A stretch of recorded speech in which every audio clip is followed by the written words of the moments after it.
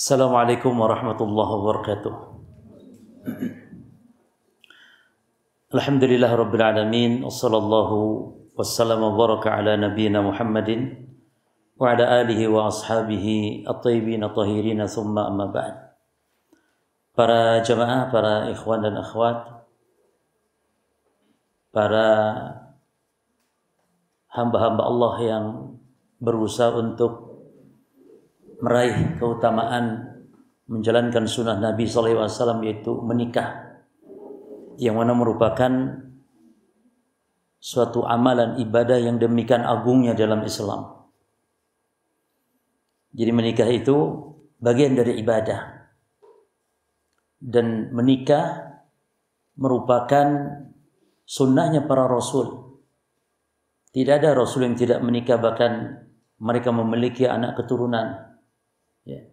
Hatta Nabi Isa alaihissalam dipersisikan pendapat para ulama, sebagian katanya menikah, namun wallahu alam yang kuat kecuali Nabi Isa alaihissalam. Adapun yang lain para nabi dan rasul adalah menikah. Maka nikah di dalam Islam demikian agungnya. Bahkan Allah menyebut dalam Quran dengan ungkapan yang demikian agung, sebagaimana Allah ungkapkan itu untuk perjanjian antara Allah dengan para nabi dan rasul dalam menerima wahyu, yang disebut dengan ungkapan misaqan ghalidha. Jadi Allah mengatakan perkataan misaqan ghalidha untuk ikatan janji sepasang pasangan suami dan istri, dan juga Allah sebutkan misaqan ghalidha sebagai bentuk perjanjian antara Allah Ta'ala dengan para anbiya dalam menyampaikan risalah. Apa misaqan ghalidha? Yani ikatan yang teguh, ikatan yang kokoh. Allah mengatakan, wa kaifa ta'khudunahu qad afdha ba'dukum ila ba'din wa akhadna minkum misaqan ghalidha. Kata Allah Subhanahu wa taala, bagaimana kamu akan mengambilnya kembali mahar yang telah diberikan, padahal sebagian kamu telah mengambil bercampur dengan sebagian yang lain. Maka kata Allah, wa akhadna minkum misaqan ghalidha, dan mereka para istri-istri itu telah mengambil dari kamu, dari kalian, perjanjian yang agung, perjanjian yang kuat. Maka menikah Allah menyebutnya dengan bahasa yang demikian agung. Adapun tentang menikah, banyak sekali para jemaah sekalian fadilah dan keutamaannya.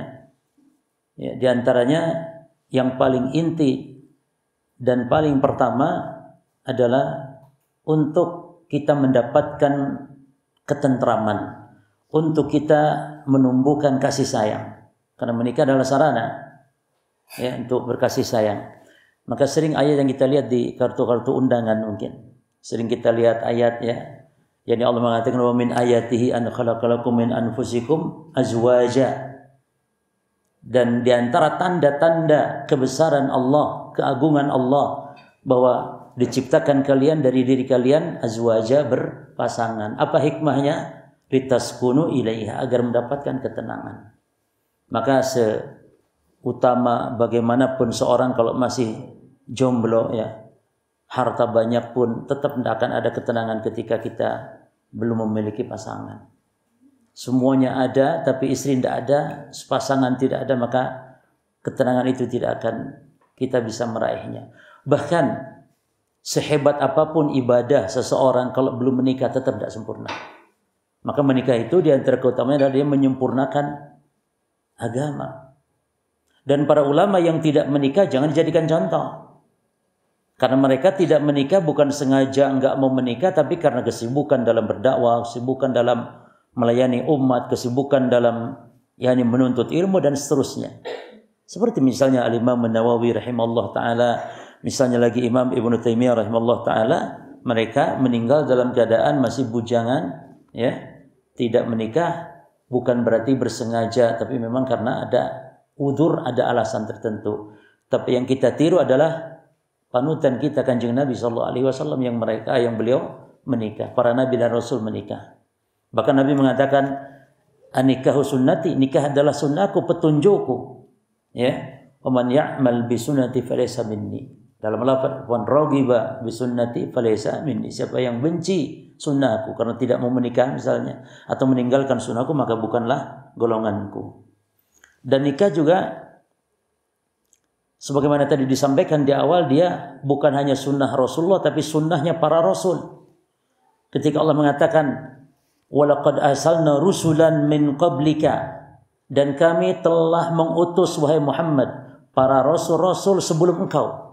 Lalu kata Allah, para Rasul itu وَجَعْنَا لَهُمْ أَزْوَاجًا, dan para Rasul tersebut memiliki pasangan, memiliki istri, وَذُرِيَّةً, dan juga memiliki anak keturunan.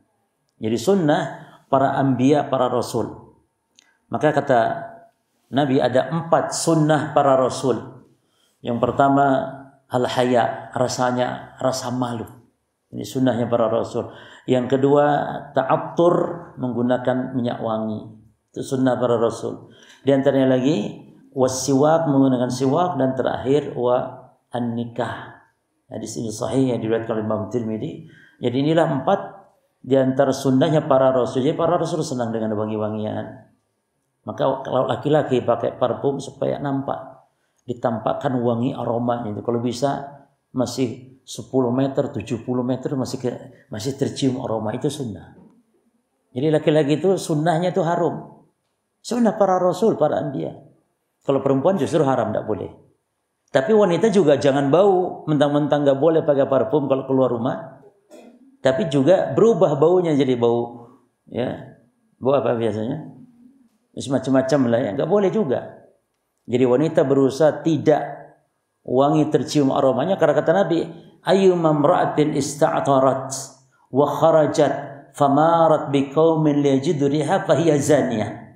Wanita mana saja yang dia pakai minyak wangi, pakai parfum, lalu keluar rumah, lalu melintasi kaum supaya tercium baunya, maka dia wanita pezina. Jadi ini beda hukumnya. Kalau laki-laki harus harum, harus wangi. Aib laki-laki kalau bau. Ya. Maka Nabi juga bersiwak, karena siwak itu ibadah. Bahkan ibadah diantaranya adalah kata Nabi, as-siwaku matharatun lil fam. Siwak itu mensucikan, ya, membersihkan fam, mulut, wa mardatun lirabb, dan diridhoi oleh Allah. Nah, jadi perkara yang diridhoi dalam hal seperti, dan siwak tidak harus dengan kayu arok para jemaah. Ya, kalau siwak ini berlaku akhwat juga, ikhwan, akhwat. Tidak harus kayu arok. Bersiwak artinya membersihkan gigi, membersihkan mulut, termasuk dengan pasta gigi, dengan, ya. Jadi ini ibadah. Jangan sampai kita ketika menggosok gigi itu hanya sekedar kita untuk membersihkan mulut biasa. Enggak, di situ ternilai kandungan ibadah. Cuman tanamkan. Memang harus ada niatnya, karena kalau nggak niat nggak dapat pahala itu. Ya kan, baik di antara kita itu ketika mengamalkan amalan, niat itu ndak hadir, itu ndak dapat pahala jemaah. Ketika seorang memberi nafkah kepada istrinya, nafkah hanya ya sekedar ini merasa karena sebagai suami wajib memberi nafkah, selesai itu aja. Itu nggak ada nilai pahalanya. Tapi ketika memberi nafkah dengan mengharap wajah Allah, mengharap yakni mendapatkan pahala dan nilai sedekahnya, maka itu akan mendapatkan pahala sedekah. Kata Nabi, hatta mataj'alu fi imra'atik, sampai apa yang kau suapkan kepada mulut istrimu itu sedekah. Setiap apa yang kau suapkan. Maka ada seorang sahabat yang langsung mempraktekkan hadis ini. Pulang dari Rasulullah, dia pulang ke rumahnya, langsung dia panggil istrinya, langsung istrinya disuapin. Disangkanya disuapin begini. Padahal maksudnya, apa yang kau berikan dari nafkahmu untuk istrimu sehingga dimakan oleh istri, setiap suapannya itu sedekah aja. Masya Allah. Maka nih para suami, antum nanti kalau sudah jadi suami, jangan bakhil sama istri. Jangan bakhil. Istri itu tawarin, dek mau apa dek? Mau bakso dek? Mau apa? Jadi semakin istri banyak jajan, banyak makan, semakin antum banyak pahala. Kepada anak juga, memberi jajan anak es krim misalnya, itu ada sedekah di situ. Makanya nih nilai ibadah orang yang sudah berkeluarga itu luar biasa. Kata Nabi, wa fi bud'i ahadikum sedekah. Jima'nya kalian, bersenggama kalian dengan istri, itu sedekah. Ini gak didapatkan oleh para bujang-bujangan. Mana bujangan? Ngapain? Dia gak dapat itu. Tapi punya keluarga, jima'nya, memberi nafkahnya, bercumbu dan bersenang-senang, bermain-main, bercanda-canda dengan istri, itu ibadah semuanya. Makanya orang menikah itu menyempurnakan agama. Ya. Jadi bujangan serajin-rajinnya ibadah, dia tetap tidak akan mendapatkan apa sebagaimana didai oleh para orang-orang yang sudah menikah. Baik. Kemudian di antara fadilah menikah yaitu dalam rangka tentu menunaikan perintah Allah dan untuk meraih kekayaan. Yani orang tua dulu bilang enggak ono jarane wong sugih bujangan. Dan itu benar. Itu konsepnya Quran. Enggak ono wong bujang itu sugih. Betul, itu konsepnya Quran. Karena Allah mengatakan wa ankihul ayama minkum wa solihina min ibadikum wa imaikum. Nikahkanlah orang-orang yang masih jomblo-jomblo di antara kalian yang belum punya pasangan, nikahkan. Baik dia itu budak-budak atau hamba-hamba, laki atau perempuan, nikahkan. Lalu Allah jamin, iyakunu fuqara'a yughnihumullahu min fadlihi. Kalau mereka itu miskin, kata Allah, yughnihumullahu min fadlihi, Allah akan berikan kekayaan dengan sebab menikah. Makanya kata Umar bin Al-Khattab, beliau mengatakan, ajaban lil muslim lam yatlubil ghina bijawaz. Sungguh aneh, heran orang-orang Islam tidak mau mencari kekayaan dari Allah dengan cara menikah. Banyak yang kenapa tidak mau menikah? Padahal menikah itu terjanjikan di situ apa? Harta, kekayaan, kebahagiaan. Ya, makanya kata, dan juga banyak di antara para sahabat, ayat ini menunjukkan anjuran dan pemberi semangat, pendorong untuk supaya manusia bersemangat dalam menikah. Kemudian juga di antara anjuran dan keutamaan menikah adalah Nabi membanggakan umatnya yang paling banyak anak keturunannya. Maka antum kalau nikah nanti niatkan punya anak itu 17, 29, 35. Karena itu dibanggakan oleh Nabi. Ini serius saya ngomong. Bukan main-main, bukan bercanda. Perbanyak anak karena semakin banyak anak juga semakin bawa rezeki. Jangan sampai yang mendengarkan slogan-slogan atau mungkin narasi-narasi kalau banyak anak banyak masalah. Justru kita punya prinsip, kalau sebagian ada yang berprinsip ini, dua anak lebih baik tak? Enggak, yang baru 2 anak lebih baik apa? Iya kan? 2 anak lebih baik. Ya, kita bilang setuju 2 anak lebih baik, tapi 17 anak baik sekali. Itu loh. Jadi banyak anak banyak rezeki karena dia bawa rezekinya. Dan juga antum kalau punya anak nanti, ketika anak itu ibadah, anak baca Quran, anak mungkin sholat, anak, masya Allah itu pahalanya secara otomatis tertransferkan kepada orang tuanya. Baik masih hidup orang tuanya, apalagi telah meninggal. Jadi enak kita tidur, anak kita sholat. Kitanya tidur, anak kita sholat, pahala mengalir. Inilah keindahan punya anak jemaah. Makanya kata Nabi, ketika ada seorang anak yang mengadu kepada Nabi karena bapaknya ini minta duit terus-terusan. Maka Nabi marah kepada anak ini. Lalu Nabi mengatakan, kata Nabi, anta wa maluka, engkau dan hartamu li abik. Engkau dan hartamu itu milik bapakmu. Jadi jangan perhitungan kita kalau ngasih kepada orang tua, maksudnya gitu. Lalu kata Nabi, inna auladakum min kasbikum fakulu min rizqihi. Sesungguhnya anak kalian itu hasil usaha kalian. Maka makanlah dari rezekinya anak.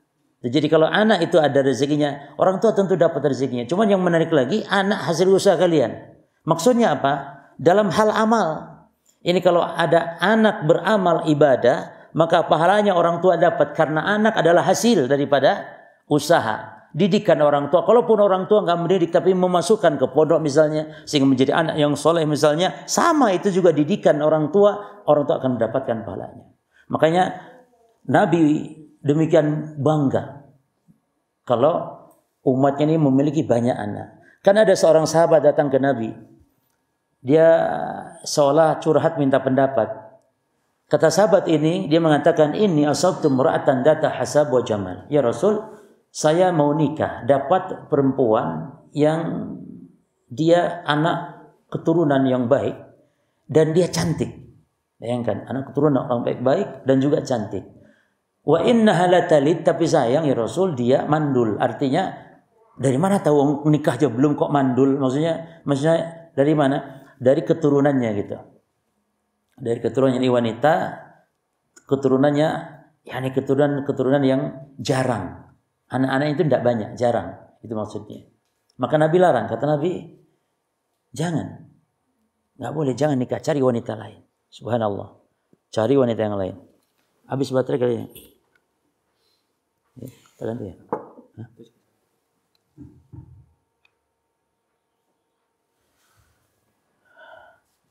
Lalu dia bertanya, apa tajawwazuha, apakah boleh saya nikahi wanita ini? Kata Nabi, kata lelaki ini, kata Nabi, la, jangan, cari yang lain. Lalu datang lagi dia, ya Rasulullah, saya gimana dapat lagi yang lain? Tapi ya gitu, ya cantik, ya anak keturunan baik-baik, tapi juga ya itu tadi, anaknya keturunannya itu jarang-jarang. Maka kata Nabi jangan. Sampai 3 kali datang. Lalu akhirnya kata Nabi SAW, tazawwajul wadud al-walud, fa inni mukatsirum bikumul umam yaumal qiyamah. Kata Nabi nikahi. Jangan, nikahi wanita yang wadud, penyayang, dan walud yang banyak anaknya. Karena aku akan berbangga-bangga dengan Nabi lain nanti dengan banyak-banyaknya umat. Jadi dengan menikah berarti menjadi sebab kita mendapatkan kecintaan Nabi dengan memperbanyak anak keturunan. Karena antum ingin punya anak, kalau nggak nikah punya anak dari mana? Jadi nikah itu adalah sebab supaya kita mendapatkan banyak anak keturunan. Kata Nabi, tanakahu, bernikahlah kalian, watakasaru, dan perbanyak anak-anak kalian. Ya, bukan perbanyak istri-istri kalian di sini. Tanakahu, perbanyak istri, bukan maksudnya takasaru, perbanyak anak-anak kalian. Fa inni ubahi bikumul umam, karena aku akan berbangga-bangga nanti di hari kiamat dengan banyak umat, hatta bisakti, walaupun dengan bayi-bayi yang keguguran sekalipun. Masya Allah. Jadi bayi yang keguguran kalau sudah ditiupkan ruh, bayi yang keguguran tapi sudah ditiupkan ruh, jadi usia kandungan lewat 4 bulan, maka itu nanti akan menjadi manusia, dibangkitkan dalam keadaan hidup. Makanya harus diberi nama, bahkan diakekahi supaya bisa menebusnya untuk memberi syafaat kepada kita orang tuanya. Jadi bayi yang meninggal sudah ditiupkan ruh harus tetap diakekahi, diberi nama. Karena nanti akan dipanggil, dibangkitkan bayi yang keguguran tadi, dibangkitkan dalam keadaan usianya 30 lebih, 35, 30. Sebagaimana usia nanti jadi nanti ketika dari kiamat dibangkitkan ya jemaah, itu tidak ada yang bayi dibangkitkan atau yang sudah nenek-nenek dibangkitkan, enggak ada. Semua kita usianya nanti usia 33 tahun usianya. Semua rata usianya. Maka nenek-nenek pernah nanya kepada Nabi, ya Rasulullah, doakan nenekmu ini masuk surga. Kata Nabi, ya nenek di surga enggak ada nenek-nenek. Nabi kan enggak ngomong kamu enggak akan masuk surga kan? Hanya Nabi mengatakan di surga enggak ada nenek-nenek. Nenek ini nangis cuma. Padahal Nabi bercanda. Jadi boleh bercanda, tapi jangan sampai berdusta. Dan Nabi ini tidak dusta kan? Karena memang di surga enggak ada nenek-nenek. Nenek ini salah paham, disangkanya dia tidak akan masuk surga. Padahal maksud Nabi, nenek, engkau nanti insya Allah masuk surga, hanya di surga nanti usianya berapa? Menjadi muda kembali. Ya, orang yang laki-laki nanti juga Masya Allah tingginya seperti tinggi Nabi Adam. Wajahnya seperti Nabi Yusuf alaihissalam. Makanya para istri ini kalau di dunia mendapatkan suami mungkin fisiknya kurang begitu ganteng, tapi saleh, Masya Allah. Tidak apa-apa, sabar saja. Karena nanti di surga suami kita akan seperti Nabi Yusuf alaihissalam. Yang Allah gambarkan ya, bagaimana kegantengan Nabi Yusuf di dalam Quran di surah Yusuf. Coba bagaimana gambaran Allah dalam Quran tentang gantengnya Nabi Yusuf. Wanita diberi pisau lalu sama buah. Lalu Nabi Yusuf suruh lewat. Ya, para wanita yang sedang mengiris buah melihat Nabi Yusuf, apa yang terjadi? Wa qatta'na aydiyahunna. Dia wanita itu memotong-motong jarinya, dan itu tanpa sadar. Karena sebab kagumnya melihat atau karena sebab takjubnya melihat kegantengan Nabi Yusuf alaihissalam. Ya. Maka Nabi Yusuf karakter kegantengannya itu gitu, dikejar-kejar akhwat Nabi Yusuf. Kalau Kanjeng Nabi Muhammad juga ganteng, tapi kegantengan Nabi berbeda dengan sifat kegantengan Nabi Yusuf. Jadi kalau Nabi Yusuf gantengnya dikejar-kejar perempuan, ya sampai tergila-gila perempuan gitu kepada Nabi Yusuf. Tapi kalau Rasulullah SAW tidak demikian, ya maka tidak dikenal dalam riwayat kalau Nabi juga seperti Nabi Yusuf dikejar-kejar. Tapi masalah indahnya wajah Nabi, indah sebagaimana kata Anas bin Malik. Bahwasanya mereka melihat bulan purnama, lalu melihat wajah Rasulullah, melihat bulan, melihat wajah Rasulullah, itu nampak keindahan Nabi SAW. Karena Nabi SAW ahsanan nasi wajhan. Nabi Muhammad adalah orang yang paling indah wajahnya, yang paling tampan wajahnya. Maka kalau ditanya ganteng mana Nabi Muhammad dengan Nabi Yusuf, gantengan mana Nabi Muhammad dengan Nabi Yusuf? Al-jawab, sama-sama hanya beda versi. Kalau ganteng Nabi Yusuf ditinjau kegantengan yang menimbulkan syahwat perempuan, yakni yang menimbulkan para akhwat tergila-gila, ya dari situ Nabi Yusuf lebih ganteng. Tapi ditinjau dari yang lain masalah keindahan, maka Nabi sallallahu alaihi wasallam juga tampan, sebagaimana juga Nabi Yusuf alaihissalam. Taib. Menikah juga diantara keistimewaannya adalah untuk meredam syahwat. Ingat Nabi bersabda kepada para pemuda, kata Nabi, ya ma'asyara syabab man istata' minkum alba'ata falyatajawwaz. Wahai para pemuda, kalau mampu di antara kalian maka menikahlah, karena menikah itu aghaddu lil basar, lebih menundukkan pandangan, wa ahsanu lil farj, dan juga lebih menjaga kehormatan kemaluan. Tapi kata Nabi, wa man lam yastati', kalau siapa yang belum mampu untuk menikah, fa alaihi bis-shaum, maka perbanyak puasa, fa innahu lahu wija, karena puasa adalah sebagai tameng, ya, terhadap syahwat. Taib, sebagai tameng dari syahwat. Nah, yang menarik lagi, ini nanti silakan bukunya dicetak sendiri, bebas ya jemaah. Sudah saya cantumkan materi kita di pagi ini. Mungkin nanti dibagikan oleh panitia, ya, untuk memperdalamnya, karena kita tidak mungkin baca buku dalam waktu sekarang yang kita waktu yang memang terbatas, ya. Tapi di antara poin penting, dengan menikah dapat banyak meraih pahala tadi. Yang pertama dengan memberi nafkah kepada keluarga. Itu dari sisi mana gitu? Menikah memperbanyak pahala. Dari sisi pertama dalam memberi nafkah. Karena kata Nabi SAW, innaka lan tunfiqa nafaqatan tabtagi biha wajhallah illa ujirta 'alaiha. Tidaklah ada uang, harta yang kau infakkan yang dengannya engkau mengharap wajah Allah, maka pasti akan diberi ganjaran oleh Allah. Hatta mataj'alu fi imra'atik, sampai-sampai apa yang kau suapkan ke dalam mulut istrimu. Jadi apa saja yang penting, makanya niatnya hadirkan. Hadirkan niatnya para jemaah. Sekarang bayangkan kalau kita memberi nafkah kepada keluarga, sementara istri kita mungkin, ini khusus bagi para suami ya, istri kita mungkin makan 3 piring, 6 piring, bahkan mungkin ada yang kalau yang gembul-gembul itu makan sampai berapa, terbayangkan berapa banyak pahala. Itu dalam menikah, dari situ aja gitu. Ya, apalagi belum jajannya, belum yang lainnya. Makanya kita dilarang untuk kikir. Ya. Sebab Nabi itu pernah mengatakan terkait ada orang yang bakhil hatta kepada anak, istri, hatta kepada dirinya. Itu lebih buruk lagi dari bakhil itu. Namanya syahih. Ya. Di antara contoh sahabat yang seperti itu adalah Abu Sufyan. Maka Hindun istrinya ngadu kepada Nabi, ya Rasulullah, anna Abu Sufyan rajulun syahih. Wahai Rasulullah, Abu Sufyan suami saya itu orang yang bakhil. Tapi ngomongnya syahih, apa syahih itu? Bakhilnya itu kelewatan gitu. Kalau bakhil itu bakhil hanya kepada orang lain, kepada diri tidak, kepada anak istri tidak, kepada orang bakhil saja.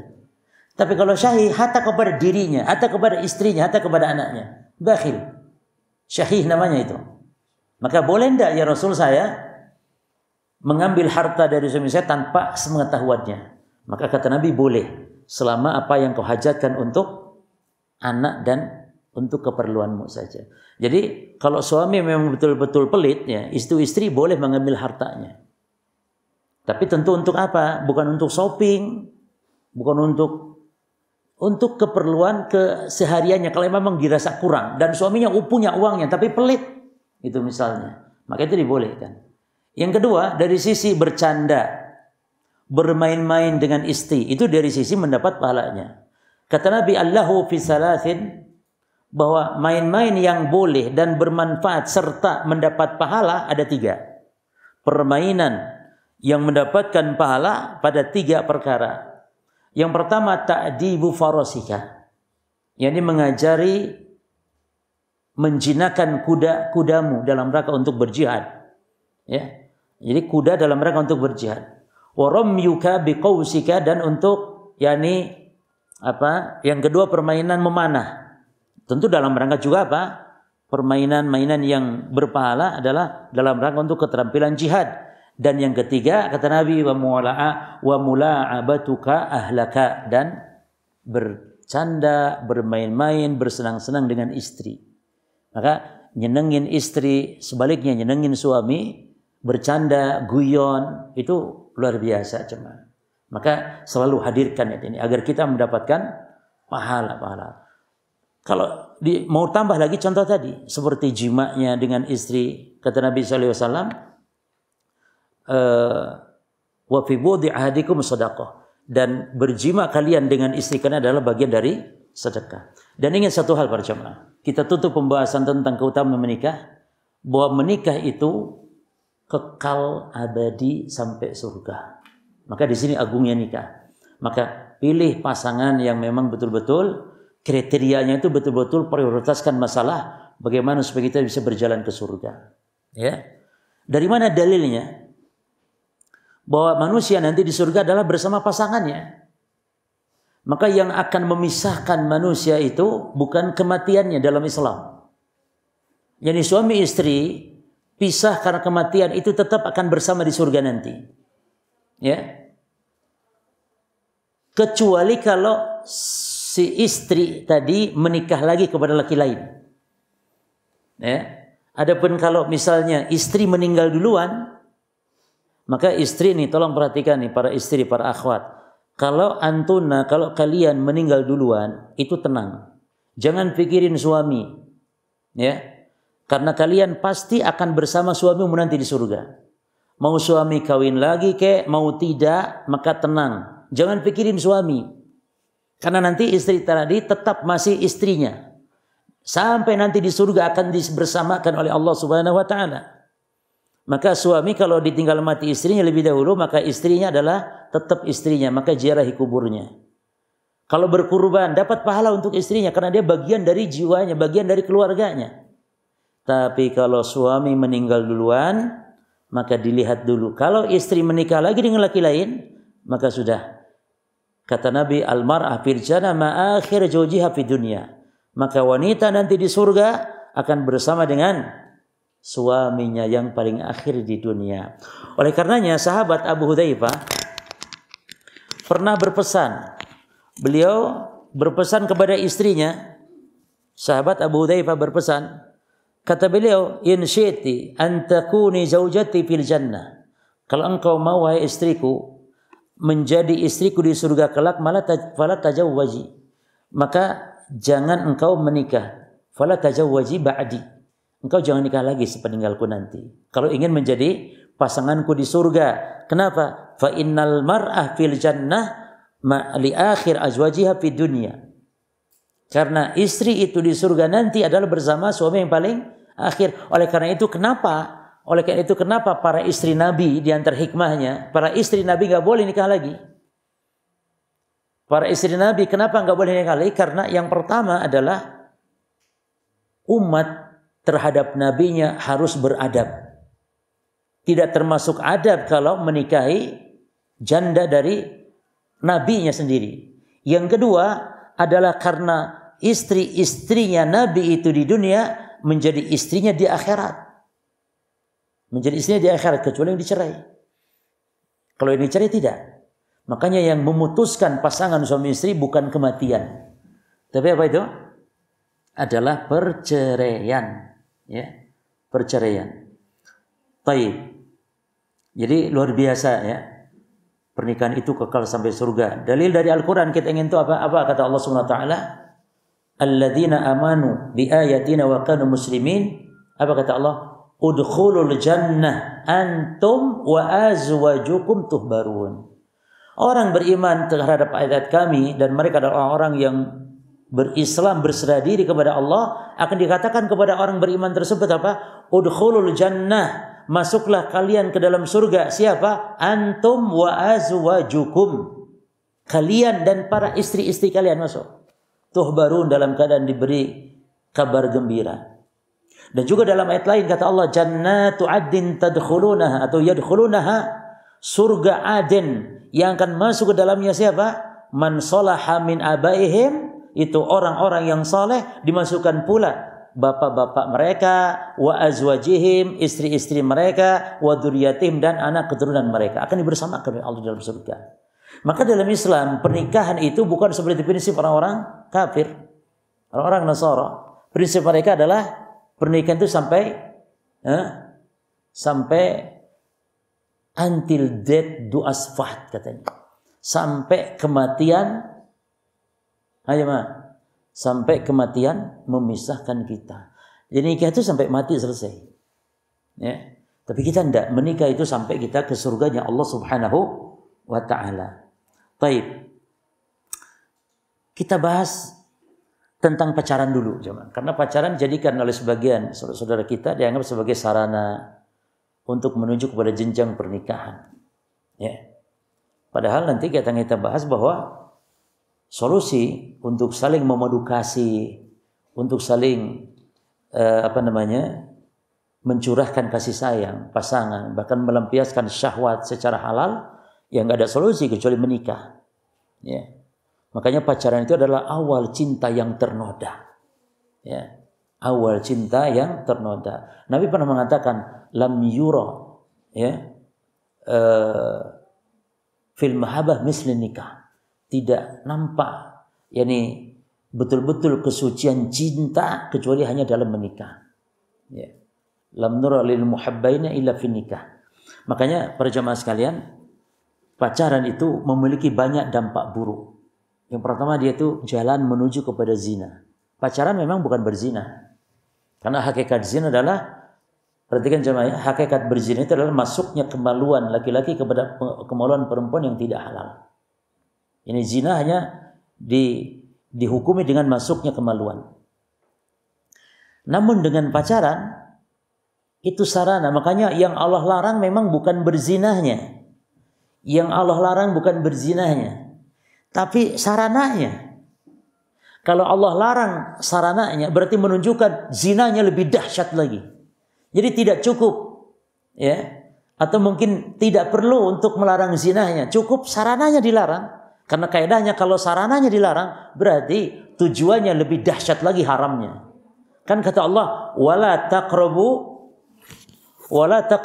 zina. Jangan kalian mendekati zina. Ini yang Allah larang itu adalah ciuman, mesraan, ya, pegang tangan, berduaan tanpa mahram. Ini yang Allah larang maksud dalam ayat. Bukan zinanya dalam ayat ini dohirnya. Tapi maknanya apa? Ya jemaah, ya pastinya kalau berciuman, berpelukan, gandeng tangan, berduaan tanpa mahram itu sudah dilarang, berarti perzinahannya, maka itu lebih berat lagi. Bahkan termasuk kabiratun min kabairi dzunub, dosa di antara dosa besar. Dan sarana menuju zina ini apa? Pacaran. Kan itu semua dilakukan dalam pacaran. Ya. Jadi pacaran adalah jalan menuju zina. Wala taqrabu zina. Perhatikan perkataan Imam Syaukani dalam hal ini. Wala taqrabu zina, firman Allah, jangan mendekati zina, wa fin nahyi an qarabatihi, bahwa Allah melarang mendekati zina oleh karenanya dengan apa? Bimubasyarati wa muqaddimati az-zina, dengan pendahuluan-pendahuluan, ya. Dengan misalnya bercumbu-cumbu dan semisal dengan lawan jenis dan semisalnya, maka ini yang dilarang oleh Allah dalam ayat. Maka zinahnya nahyun anhu bil ula. Maka zinahnya tentu lebih-lebih lagi dilarangnya. Karena mendekati saja dalam hal ini adalah sarana-sarananya dilarang. Terus yang kedua, buruknya pacaran adalah dia tentu pasti melanggar perintah Allah untuk menundukkan pandangan, itu sudah pasti. Dalam pacaran tidak mungkin saling tunduk-tundukan. Mungkin tidak pacaran gini terus, tidak mungkin. Justru dalam pacaran saling tatap. Dan ini diharamkan. Memang melihat akhwat yang bukan mahram itu dosa kecil memang. Tapi nek tiap hari kecil jadi apa coba? Jadi besar. Memang lihat akhwat itu dosa kecil. Ya, karena apa itu dosa kecil jemaah? Dosa kecil adalah dosa larangan agama yang tidak ada ancaman khususnya. Adapun dosa besar adalah dosa yang ada ancaman khususnya berupa laknat, berupa neraka, laknat, neraka, apalagi misalnya dihukum had di dunia, maka seperti berzina itu dosa besar karena ada hukumannya had. Tapi dosa kecil adalah dosa dan berarti melanggar perintah Allah yang ada di dalam surah An-Nur ayat 30. Diperintah kita untuk menundukkan pandangan. Ya. Dan subhanallah para jemaah, nanti ketika menikah pun, ya, antum sudah punya istri, yang istri sudah punya suami, maka dengan menundukkan pandangan itu akan mendapatkan kenikmatan. Akan mendapatkan kenikmatan tersendiri. Itu syahwat kepada istri itu lebih besar. Makanya orang yang semakin bertakwa kepada Allah, orang yang semakin menjaga ibadah kepada Allah, dia akan semakin besar nafsu syahwatnya kepada istrinya. Kenapa? Karena dia menjaga pandangannya, dia menjaga dari suatu yang haram. Tapi orang coba lihat yang matanya jelalatan, semua dilihatnya, maka dia nanti pulang ke rumahnya akan merasa bosan melihat istrinya. Maka luar biasa ya menundukkan pandangan. Nah dalam pacaran itu semua pasti dilanggar, nggak akan mungkin. Maka pacaran pasti melanggar perintah Allah, yaitu untuk menundukkan pandangan. Ya. Tapi kalau sekali kelihatan tidak apa-apa, itu halal. Makanya kata Nabi kepada dia, ya Ali, jangan kau ikuti pandangan pertama dengan pandangan yang keduanya. Yang pertama halal, yang keduanya yang haram. Ya kan? Jadi antum melihat akhwat, oh cantik, masya Allah. Ya sudah, selesai. Jangan, oh cantik yo, delok, oh masya Allah, cantik yo, delok terus ya malah bertambah terus dosanya. Gitu loh. Jelas ya. Jadi boleh kalau kelihatan, yakni nadratul faja'ah namanya. Tapi jangan diteruskan. Maka kata Nabi, ya Ali, la tutbi'in nadratan nadrah. Wahai Ali, ingat, jangan kau ikuti pandangan yang pertama dengan pandangan yang berikutnya. Fa inna lakal ula, halal bagimu pandangan yang pertama. Tapi walaysat lakal akhirah, tapi yang keduanya haram. Apalagi pacaran pasti khalwah, berduaan. Ya. Tapi para jemaah, dalam kaidah usul di dalam Islam itu keharaman itu ada dua. Ada haram wasail, keharaman berupa wasilah-wasilah yang nanti akan menuju kepada yang kedua, haram al-maqasid, tujuan. Berzina itu haramnya haram maqasid. Zina itu haramnya haram maqasid, yakni pada zatnya haram. Nah, ada haram-haram wasailnya menuju zina. Melihat akhwat yang bukan mahram itu haram-haram wasail. Nah, haram-haram wasail ini itu dibolehkan ketika ada hajat. Khalwah, berduaan laki perempuan, atau ikhtilat, campur baur laki perempuan, itu haramnya haram wasail dan dibolehkan ketika ada hajat. Tapi haram maqasid, walaupun ada hajat nggak boleh. Haram maqasid ketika ada hajat nggak boleh. Tapi haram wasail ketika ada hajat kebutuhan maka boleh. Apa contohnya? Seorang mau melihat akhwat yang mau dinikahinya, maka boleh dia lihat karena ada hajat untuk yakni meminangnya, melihatnya. Maka boleh walaupun tanpa sepengetahuan si akhwatnya. Jadi nadhar seperti itu nanti akan kita bahas pada bab nadhar, itu dibolehkan. Ya. Jadi mencuri pandang itu. Atau dengan sengaja datang ke orang tuanya untuk nadhar dan semisal, maka dibolehkan nadhar ketika ada mahramnya. Padahal melihat hukum asalnya nggak boleh. Tapi ini adalah haram wasail yang dibolehkan ketika ada hajat. Demikian pula kalau berduaan dan semisalnya. Kemudian dalam pacaran pasti terjadi zina walaupun bukan dalam kemaluan zinanya. Zina tangan, zina mata, ya jemaah. Ini terjadi. Sebab kata Nabi, kutiba ala ibni Adam, setiap manusia itu mendapatkan bagian dari zina, perbuatan zinanya. Ya. Maka zinanya mata ya adalah dengan melihat. Jadi kedua mata bisa berzina. Apa zinanya? An-nadhar. Al-udhunan, kedua telinga juga berzina. Apa zinahnya? Mendengar. Lisan juga berzina. Apa zinanya lisan? Kalam. Yani merayu-rayu yang bukan mahram untuk supaya bisa bercumbu dan semisalnya. Itu terjadi dalam pacaran. Tangan juga berzina, ya. Jadi dengan cara membelai dan semisalnya, menyentuh dan semisalnya. Kaki juga berzina dengan melangkahkan kakinya untuk pacaran.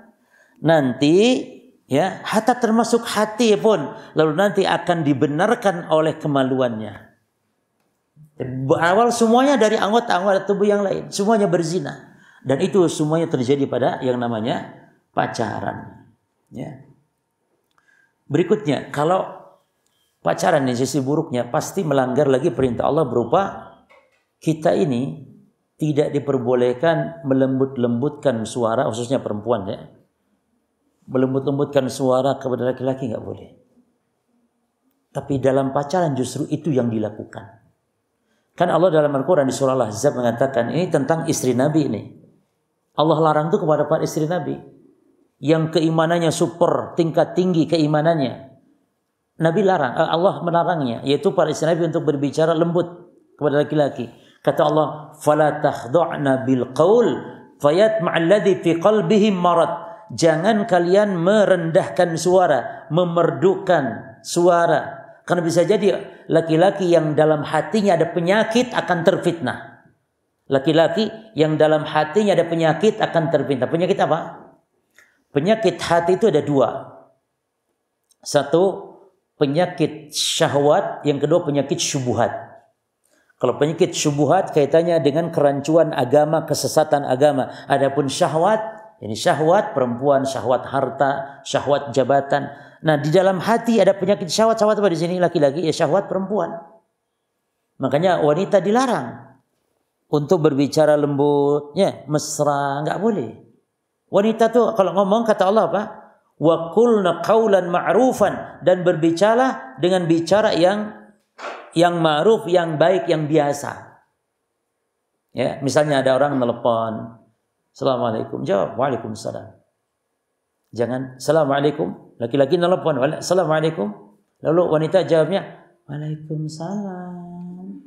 Masya Allah, tuh yang sebelah-seberang tuh langsung dredeg itu. Tapi juga jangan kasar juga, jangan. Assalamualaikum, Waalaikumsalam.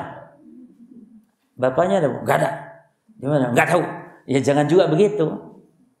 Ya. Nah dalam pacaran justru begitu.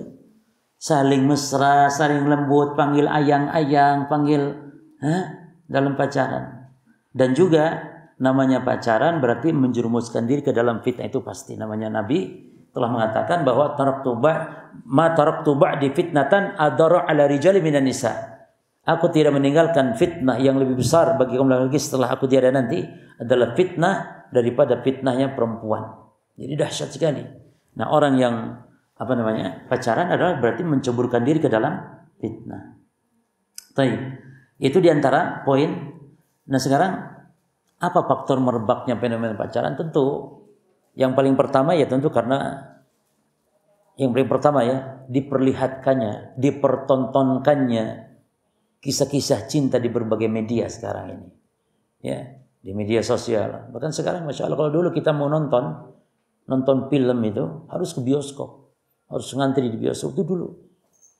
Tapi sekarang sudah masuk ke kamar-kamar bioskopnya sudah. Mau nyetel film apa aja ada. Nah ini faktor ini tentu yang pertama, dan yang kedua adalah faktor lemahnya iman, lemahnya agama. Ya, minimnya pemahaman agama dan lemahnya iman sudah.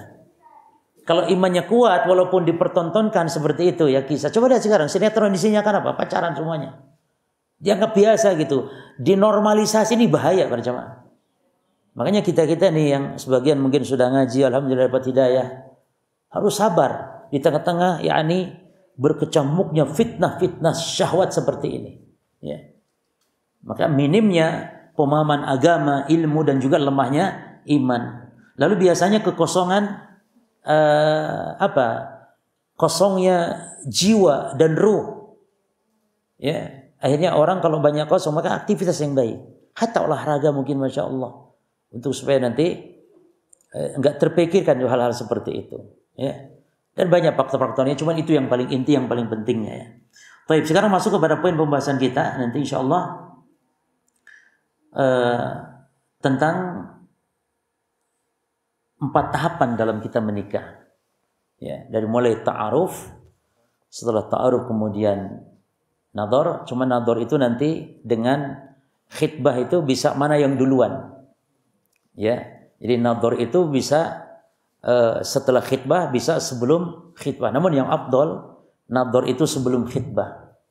Karena jangan sampai ketika nanti ada ketidakcocokan, ya, belum ada ikatan lamaran atau khitbah. Baru setelah itu adalah akad yang terakhir. Nah, sekarang ta'aruf. Ta'aruf itu artinya saling perkenalan, dan ta'aruf itu bukan pacaran. Maka sebagian orang memahaminya pacaran itu adalah ta'aruf Islami. Pacaran itu katanya ta'aruf Islami. Ta'aruf bagaimana Islami? Wong itu dua-duaan, ya, peluk-pelukan, cium-ciuman. Bagaimana ta'aruf Islami? Jadi ta'aruf itu artinya saling perkenalan, dan secara umum itu sebelum khitbah, supaya nanti tidak ada hal-hal yang menimbulkan sakit hati atau apa ketika kalau sudah di khitbah kemudian nanti ada ketidakcocokan gitu ya. Tujuan ta'aruf itu untuk mengenal agama dan akhlak pasangan, bukan masalah berapa gajinya. Ta'aruf itu, maka jangan ditanyakan tuh kalau urusan itu. Tapi yang penting itu tanya dulu, apalagi akidahnya. Ente akidahnya apa? Tanya. Oh, saya Syiah misalnya. Oh, sudah, langsung batal sekarang juga sudah. Langsung tolak 70 kali lipat tolaknya. Walaupun kaya, walaupun bagaimana. Sudah jelas. Gitu. Jadi untuk mengenal, yakni maksudnya apa? Agama dan akhlak calon pasangan. Dan boleh nanti ta'aruf itu beberapa cara ya. Ta'aruf itu. Berapa bisa berbincang dengan syarat tentu tidak khalwah ya, boleh. Dan juga harus menjaga topik pembicaraan sehingga tidak membuka pintu yang diharamkan dalam ta'aruf itu. Ta'aruf nggak ada cara khusus ya, makanya dengan cara antum seperti ini juga dibolehkan. Ya. Jadi ta'aruf itu sebenarnya tidak ada cara-cara khusus dalam masalah ta'aruf. Intinya bagaimana seorang itu bisa menggali data calon pasangannya. Gitu. Tanpa harus melanggar aturan-aturan yang disyariatkan. Sebagaimana atau juga melanggar mungkin adat masyarakat ya, itu juga perlu diperhatikan. Hanya saja ada beberapa catatan. Yang pertama nih, sebelum terjadi akad nikah,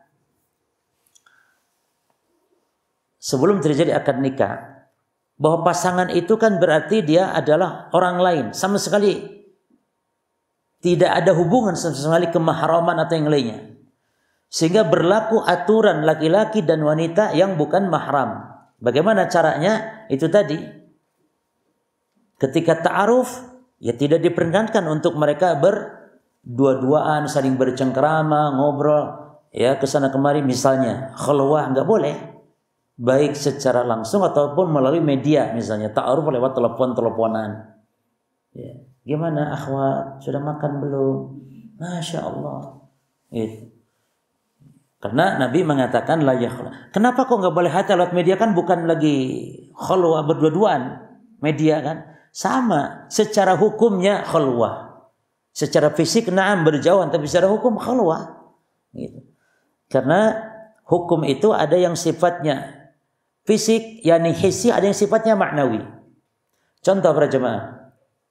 Kehadiran juga ada dua hukum. Ada kehadiran secara fisik, ya, ada kehadiran secara hukum, bukan secara fisik, secara hukum maknawi. Contohnya adalah dengan menelepon. Maka boleh wali misalnya lewat telepon, boleh dianggap hadir walaupun lewat telepon.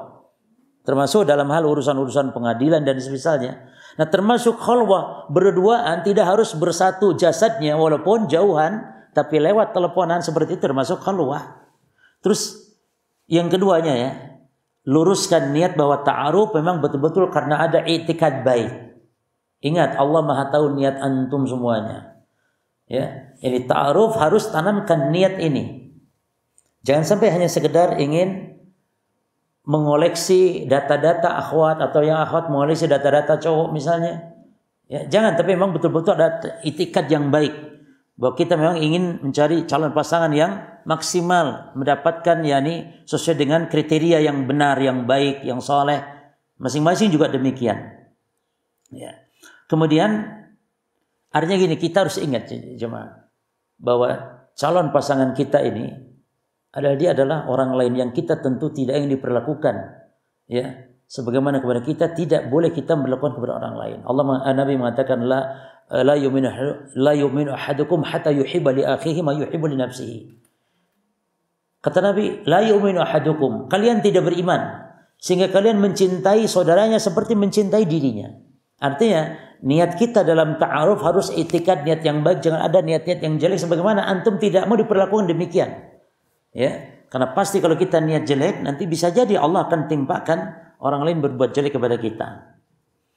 Baik. Yang ketiga, bisa dengan menggali data pribadi, bisa melalui tukar biodata dan semisalnya.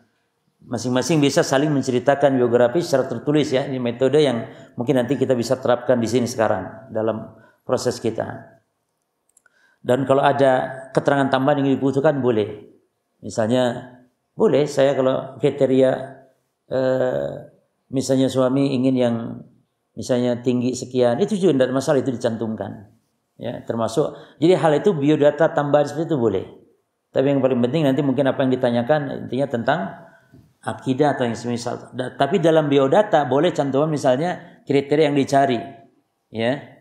Ya tentu semuanya ingin yang cantik, ingin yang ganteng semuanya, tapi itu tidak harus diucapkan sih gitu loh jemaah. Terus yang penting itu tingginya atau ingin yang kulitnya. Kalau saya ingin yang kulitnya putih, terus hitam, tidak mau menikah dengan yang hitam kan itu. Tapi tidak apa-apa, itu mungkin selera atau itu boleh dicantumkan. Nah setelah nanti ta'aruf diterima, ya bisa jadi mereka belum ketemu, maka itu bisa dilanjutkan nanti dengan jemaah dengan nadhar gitu loh jemaah, ya kan? Jadi tukar biodata dulu nih proses ta'aruf dan nadhar itu bisa nanti kita bahas pada berikutnya. Jadi bahwa nadhar itu nanti bisa dengan datang ke rumah langsung, ya, ketemu sama orang yang bersangkutan, sekaligus menghadap kepada orang tuanya, atau nadhar itu bisa nanti kita bahas ya, bisa curi-curi pandangan dulu.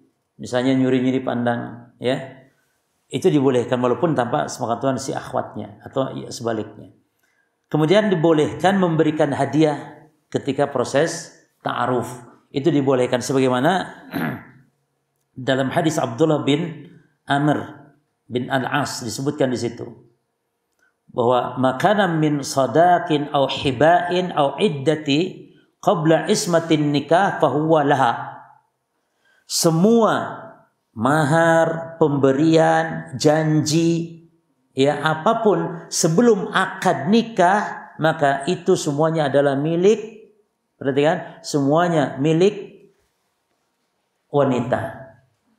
Dari hadis ini berarti menunjukkan kan, berarti pemberian-pemberian sebelum akad itu banyak sekali.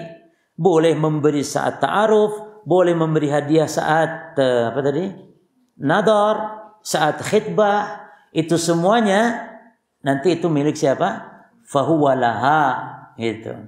Adapun wa makana ba'da ismatin nikah, namun kalau diberikan setelah akad nikah, maka itu semua milik orang yang diberinya.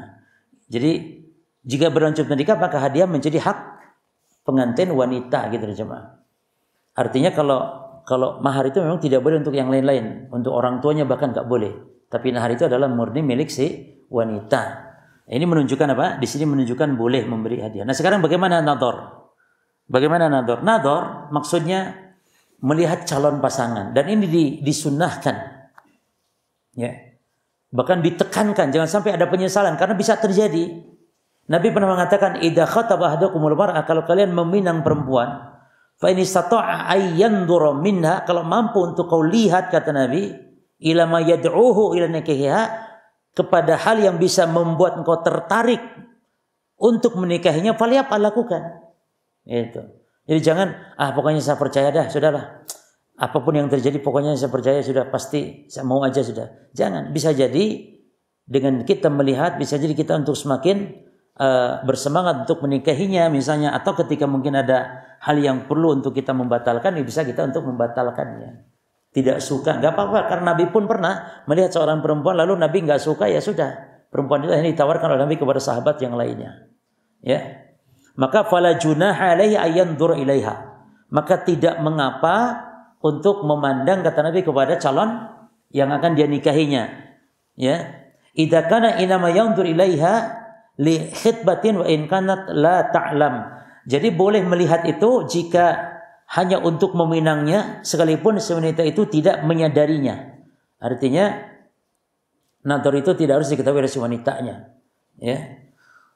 Dalam sebuah hadis juga disebutkan ada seorang sahabat yang menikahi wanita atau mau menikahi wanita dari salah satu wanita Ansar.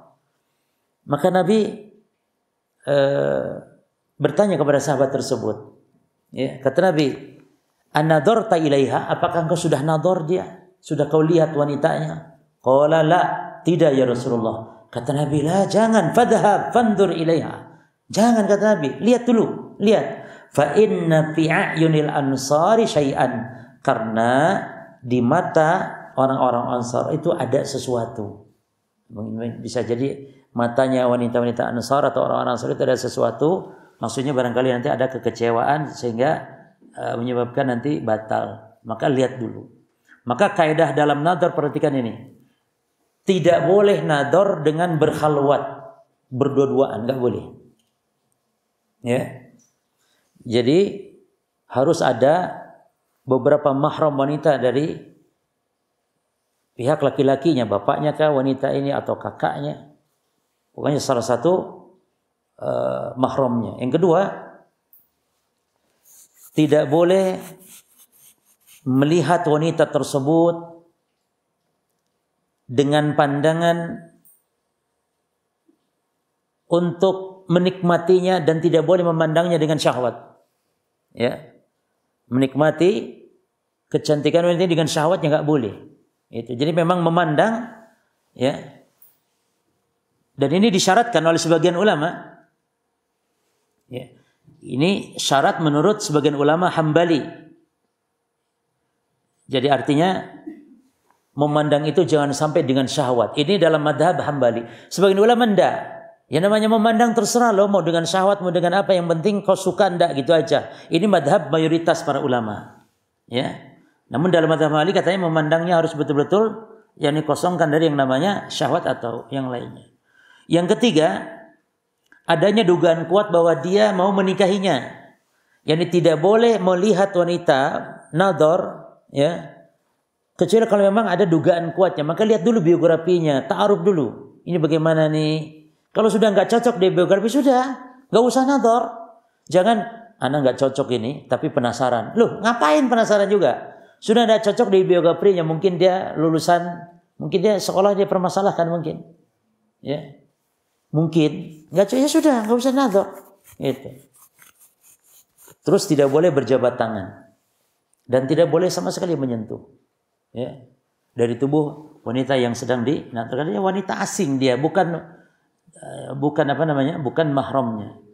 Taib. Nah ini yang kelima nih, jika memungkinkan nador itu sebelum khitbah, ini afdal. Ini lebih baik, karena bisa jadi nanti laki-laki akan apa? Menolak gitu ketika baru melihat, apa kalau itu sudah dilakukan khitbah gitu. Jadi kalau bisa sebelum, jadi tahapannya ta'aruf, nador, baru nanti khitbah, baru nanti akad ta'arufnya. Apa semua ini harus? Tidak juga sebenarnya. Tahapan-tahapan ini sebenarnya itu secara umum aja. Kalau tidak, ya sudah, ketemu cocok langsung nikah besok, bahkan nikahnya besok pun boleh. Cuman kita tentu harus persiapan ini dan itu, ada tahapannya, ya. Dan dibolehkan dia ketika nador untuk bertanya kepada wanita atau masing-masing sesuai batasan syariat, ya, sesuai batasan syariat. Artinya begini, jangan terlalu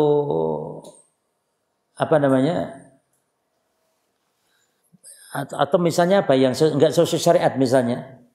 Jadi kalau nanya tidak masalah, dan suara wanita juga bukan aurat ya. Jadi boleh bertanya kalau bertanya tentang penyakit boleh tidak coba?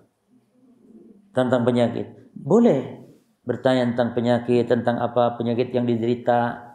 Karena itu nanti akan menjadi tanggung jawab bersama nantinya. Tergantung nanti, dan si akhwat harus jujur. Nanti masalah laki-laki mau atau tidak, tentu kalau laki-laki ini berniat baik maka insya Allah dia tidak perlu masalahkannya. Ya. Kemudian tidak perlu untuk bertemu berkali-kali sebagaimana yang banyak terjadi sekarang ya. Jadi nador sekali aja, cuman nanti kalau memang masih penasaran itu boleh. Masih ada hal yang perlu ya, boleh. Gitu. Jadi tapi jangan memang disengaja sering-sering karena ingin melihat. Kemudian pada masa seperti tidak boleh untuk pergi berduaan tanpa mahram, karena ini belum apa-apa. Bahkan sudah khitbah pun nggak boleh pergi berdua-duaan. Nah sekarang masuk tahapan khitbah. Apa itu khitbah setelah nadhar? Khitbah itu tolabul mar'ah li zawaj. Khitbah artinya meminta kepada seorang wanita untuk mau dinikahinya. Ya, maka kalau jika permohonannya dikabulkan, maka kedudukannya ya hanya nanti boleh sekedar janji untuk menikah saja. Jadi khitbah itu artinya tolabul mar'ah li zawaj. Ya. Jadi khitbah itu bukan dianggap sebagai suatu yang bisa mensahkan, tidak, tetap masih orang lain setelah khitbah itu nanti. Dan khitbah ingat laysat syartan fi aqdi api sihhatin nikah. Ingat, khitbah atau melamar bukan syarat sahnya pernikahan. Jadi kalau nikah langsung setelah nadhar nih cocok langsung kawin besok, boleh tidak? Boleh. Jadi khitbah itu dia harus tahapannya harus tidak? Tidak. Ya. Jadi meminang bukan syarat sahnya pernikahan. Tetapi biasanya meminang adalah sarana menuju pernikahan. Tentunya namanya menikah kan suatu hal yang sakral, yang tentu seremonial, yang harus kita persiapkan ya kan, bahkan tanggalnya, bulannya, supaya kapan persiapan itu tentu memerlukan persiapan, tentu saat meminang itulah ya mau dimulainya. Baik.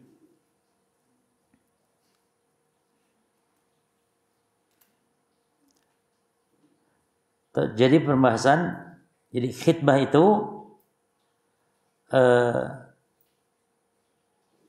khitbah itu ada dua cara ya. Ada dua bentuk khitbah itu. Mengkhitbah kalau yang lajang itu tidak masalah. Tapi mengkhitbah wanita yang dicerai, ini kita pembahasan untuk tambahan ilmu saja. Mengkhitbah wanita yang sedang masa iddah, wanita kalau dicerai itu harus nunggu masa iddahnya. Ya, masa iddah.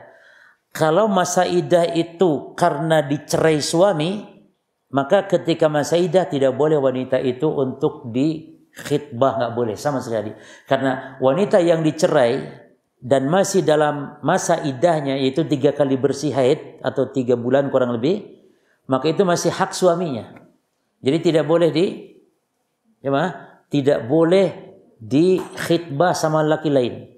Baru kalau nanti sudah habis masa iddahnya baru boleh. Yang kedua nih, wanita yang menunggu masa iddah tapi karena meninggal suaminya, atau yang ditalak 3. Nah kalau wanita seperti ini ya, yang ditinggal mati oleh suaminya, itu boleh nggak dikhitbah dalam masa iddah? Berapa masa iddahnya wanita yang ditinggal mati oleh suaminya? 4 bulan 10 hari. Itu boleh dilamar, dikhitbah, tapi dengan bahasa kiasan, jangan langsung terang-terangan. Jelas ya? Jadi boleh dengan bahasa-bahasa kiasan, itu boleh. Tapi kalau terang-terangan tetap nggak boleh. Ya, belum habis masa iddahnya, suamimu kan sudah meninggal, kamu dalam keadaan janda sekarang, ya sudah kamu saya lamar ya, misalnya, nggak boleh, belum habis masa iddahnya. Tapi kalau dengan sindiran kiasan boleh, ya, misalnya saya ini menyukai wanita yang seperti kamu misalnya. Apa ya seperti dia misalnya? Rambutnya panjang misalnya. Masuk kelihatan rambutnya. Atau pokoknya yang seperti kamu lah gitu. Itu baru boleh. Kan nggak ada melamar kan? Ada nggak melamar di situ? Nggak ada. Cuman dia bilang, saya tuh suka wanita yang seperti dia gitu misalnya. Itu baru boleh namanya. Baik, ini masalah khitbah. Nah, perhatikan. Dalam khitbah tidak ada yang namanya tukar cincin. Tukar cincin tunangan nggak ada. Itu adalah perbuatan menyerupai tacabuh dengan orang-orang kafir.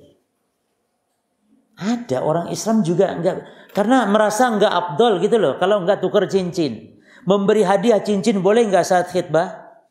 Boleh tidak? Boleh memberi hadiah cincin. Tapi jangan saling tukar cincin gitu loh. Memberi hadiah cincin, hadiah apapun dibolehkan. Terlebih lagi diyakini bahwa dengan ada tulisan nama masing-masing di cincinnya itu. Ya. Yang perempuan Zubaidah. Pakai oleh tangan laki-laki. Yang laki-laki namanya Joni. Lalu dipakai oleh si perempuan. Ini adalah merupakan perbuatan-perbuatan yang menyerupai orang-orang kafir. Nah sekarang hadiah lamaran bagaimana? Di antara tradisi masyarakat, maka ada hadiah lamaran. Ya, pemberian hadiah itu dibolehkan ya. Memberikan calon hadiah kepada calon istri atau sebaliknya. Termasuk di antaranya adalah masalah cincin tunangan katanya biasanya gitu. Itu boleh apa hadiah. Yang tidak boleh itu tukar cincin loh dipakai itu loh, cuma tidak boleh. Tapi kalau hadiah cincin tunangan itu diperbolehkan. Bagaimana jika akad nikah ini tidak jadi dilangsungkan sementara hadiah sudah diberikan kepada calon istrinya tersebut? Apakah hadiah harus dikembalikan? Para jemaah? Maka memang ini ada perselisihan di kalangan para ulama dalam masalah ini. Ya, yakni bagaimana hukum asalkan memberi hadiah itu kan terlarang terjemah. Iya kan? Kata Nabi SAW bahwasanya orang yang memberi hadiah lalu ditarik kembali itu seperti apa? Seperti orang yang yang menjilat lagi ludahnya. Ya. Orang yang seperti menjilat lagi ludah, seperti anjing yang menjilat lagi air ludahnya katanya. Kecuali pemberian orang tua kepada anaknya itu baru boleh diambil lagi, halal itu. Orang tua ngasih kepada anaknya sepeda motor lalu ditarik lagi, nggak jadi, itu boleh. Tapi kepada orang lain maka itu tidak diperbolehkan. Taib. Ar-rajul ahaqqu bihibatihi malam yusab minha. Seorang itu lebih berhak dengan hibahnya selama orang yang diberi belum membalasnya. Berarti hadis ini itu katanya seolah-olah ada yang boleh, ada yang tidak boleh menarik hadiah. Namun secara umum para jemaah memang tidak diperbolehkan. Maka bagaimana sekarang kalau memberi hadiah dari calon suami kepada calon istri dalam masalah khitbah? Ini ada khilaf di kalangan para ulama. Namun kita simpulkan, ada khilaf dengan ulama. Namun kita simpulkan bahwa kalau masalah cincin pertunangan diberikan, dihadiahkan ya, kepada calon atau pihak wanita, maka boleh untuk diminta kembali ya. Meskipun boleh saja tentu tidak memintanya kembali juga nggak apa-apa gitu maksudnya. Kalau diikhlaskan juga boleh gitu. Karena ini adalah murni hak hak yang telah diberikan. Cuman intinya masalah itu boleh untuk diambil, dikembalikan, bolehkan. Tidak pun tentu lebih utama lah ya, karena sudah nggak jadi menikah misalnya, lalu dihadiahkan. Cuman yang khawatir kan yang membatalkan atau yang membuat masalahnya dari pihak istri barangkali. Nah, ini lain masalah. Intinya meminta kembali cincin tunangan yang dihadiahkan itu diperbolehkan. Jelas ya? Lalu bagaimana pelaksanaan pernikahan secara syariat? Secara singkat saya sampaikan. Habis waktunya? Secara singkat ya, pernikahan bagaimana secara umum? Yang pertama, masalah akad nikah dulu. Yang pertama harus ada izin wali. Ya, izin dari wali. Setiap nikah yang tanpa izin walinya, nikah batil. Nikahnya batil. Berbeda dengan mazhab Hanafi. Kalau mazhab Hanafi, nikah itu boleh tanpa wali kata mereka. Yang kedua, harus ada kerelaan dari si wanita tersebut. Walaupun dia janda, ya, janda atau wanita yang balik tetap tidak boleh dipaksa dalam masalah menikah. Ya. Seperti dalam hadis di sini ada bahwasanya ada seorang sahabiah perempuan dipaksa oleh orang tuanya untuk menikah, lalu dia lapor kepada Nabi, maka Nabi membatalkan pernikahannya. Yang ketiga, masalah mahar nih, dalam masalah akad mas kawin atau mahar. Maka seandainya kedua pasangan misalnya sepakat, sudahlah mas, kita nikah tanpa mahar nggak apa-apa wis, itu nikahnya nggak sah. Walaupun istri itu rela gitu. Jangan, mahar itu adalah merupakan rukun, ya, syarat gitu dalam pernikahan. Kemudian apalagi berikutnya yang keempat, saksi. La nikah illa biwali wa syahidai adlin, tidak sah nikah tanpa wali dan juga tanpa dua saksi yang adil. Saksi harus 2 orang. Kalau wanita saksi itu harus 4 orang karena wanita itu double dalam hal saksi. Jadi laki-laki 1, wanita berapa?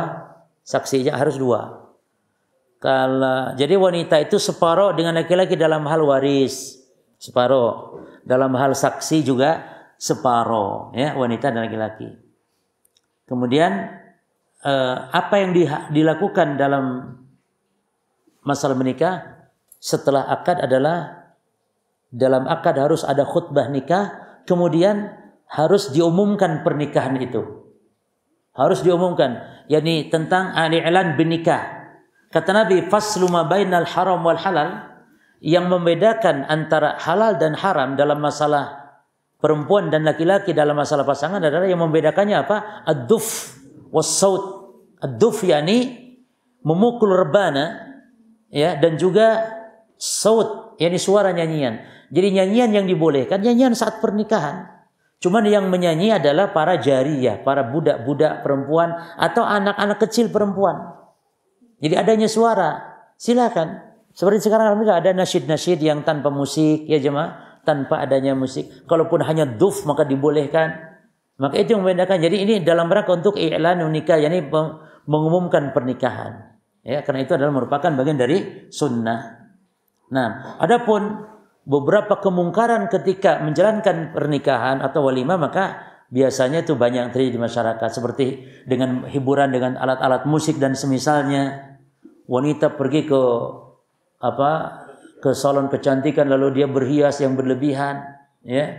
Kemudian juga mungkin melaksanakan resepsi sengaja yang berlebihan pula, ya. Sederhana saja karena wanita yang berkah, wanita yang sederhana, yang pada umumnya saja, jangan berlebihan, tidak mau tapi memaksakan sampai pinjam uang untuk sekedar nyewa gedung, nyewa hotel dan semisalnya, ya. Atau nanti sepasang wanita didudukan di tempat umum lalu saling bersalaman para tamu undangan, atau malah sebagian para pengantin itu joget dan semisalnya. Makin adalah halal kemungkaran-kemungkaran dalam masalah walimah, dalam masalah mengadakan pengumuman dalam pernikahan.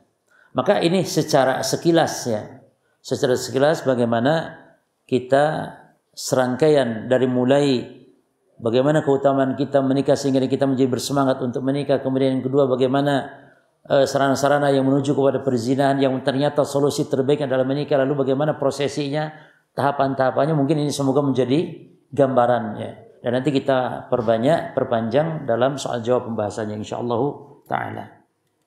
Baik. Jadi walimah itu bagian dari sunnah dalam menikah, ya. Kata Nabi kepada sahabat siapa namanya, Abdurrahman bin Auf, aulim walau bisyah. Wahai Abdurrahman bin Auf, berwalimahlah. Yani hajatan gitu, walimah, makan-makan walaupun dengan seekor kambing. Seekor kambing yang enggak walaupun tuh cuma, ya. Enggak walaupun, kalau seekor kambing itu mahal kalau di kita. Ya, karena memang melihat situasinya. Kalau di zaman itu, ya, artinya ya menikahlah dengan kebiasaan, karena makan kambing itu hal yang biasa. Maka menikah dengan walaupun walimah dengan apa? Seekor kambing, artinya dengan hal yang biasa kita lakukan. Tidak harus kambing, apapun yang penting ada makan-makan. Itu diantara sunnah yang harus kita lakukan. Baik. Demikian mungkin Fadl kalau ada pertanyaan atau apa selanjutnya. Baik, jazakumullah khairan atas materi yang disampaikan oleh Bapak Tsunami. Kalau taala, kami persilakan untuk rekan-rekan ada yang menyampaikan pertanyaan untuk kemudian kertas yang disampaikan pertanyaan melalui kertas untuk para akhwat bisa disampaikan ke belakang. Insya Allah ada panitia yang menerima untuk kemudian diteruskan ke kami di depan. Pun juga demikian dengan rekan-rekan ikhwan. Ada pertanyaan kira-kira? Ada? Boleh angkat tangan?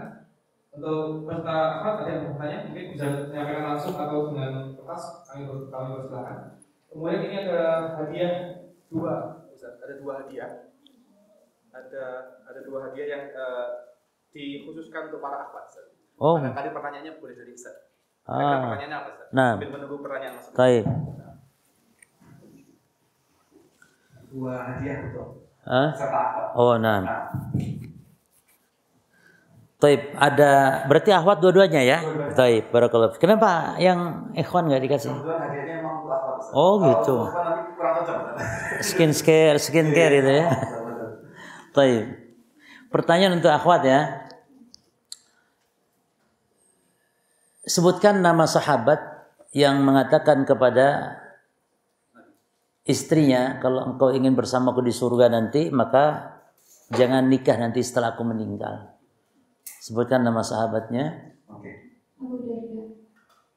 Abu Dhaifah sahih? Sahih. Ya, cukup? Masya Allah. Taib. Aja nanti sampai di belakang. Nah, tapi yang kedua, taib ya. Pertanyaan kedua atau nanti? Coba ada yang bertanya dulu, monggo. Ada yang bertanya dulu enggak kira-kira? Pertanyaan ada yang sudah siap disampaikan? Atau mungkin ada akhwat sekalian? Oke, sudah ada pertanyaan yang masuk lewat kertas Ustaz. Izin Anda bacakan. Nah, pertanyaannya adalah apa boleh jika nyanyian dalam acara walimah adalah suara laki-laki? Kalau tadi kan suara budak perempuan atau anak perempuan. Laki-laki itu diciptakan bukan untuk menyanyi ya, cuma laki-laki diciptakan bukan untuk menyanyi. Karena menyanyi adalah kebiasaan daripada para biduan-biduan gitu, biduan wanita yang dahulu di zaman dulu juga sudah ada para biduan-biduan wanita, dan kita tidak boleh untuk menyerupainya. Laki-laki dibolehkan untuk bersyair, bersenandung syair, itu pun sesekali ketika kesempatan mungkin saat safar, naik kendaraan untuk membuang kejenuhan dan sebagainya, itu dibolehkan. Tapi menyanyi di hadapan orang banyak itu tidak patut dilakukan oleh seorang laki-laki.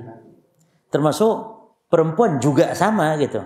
Oleh karenanya dihindari di tempat walimah, walaupun di tempat walimah maka biarkan anak-anak yang menyanyi, dan itu pun alat musik yang hanya boleh digunakan hanya duf saja, selain itu tidak boleh. Bahkan duf yang ada kerincingannya pun juga nggak boleh. Yang duf bukan duf lagi, namanya tobel, namanya gendang dan semisalnya.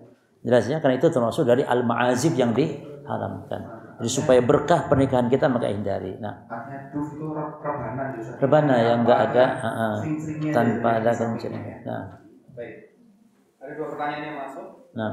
Assalamualaikum warahmatullahi wabarakatuh. Ustaz, apa izin bertanya bagaimana menghadapi ayah yang manipulatif dan egosentris agar tidak mencampuri urusan rumah tangga anak? Oh, berarti ini kasus rumah tangga sudah ya? Bisa jadi sudah memahami sifat ayahnya. Taib. Jadi begini, hukum asalnya seorang tua hatta dalam masalah rumah tangga anak itu tidak harus terlalu masuk gitu. Karena orang tua, apalagi yang bukan orang tua ya kerabat, saudara, itu merupakan orang yang di luar rumah tangga kita berarti.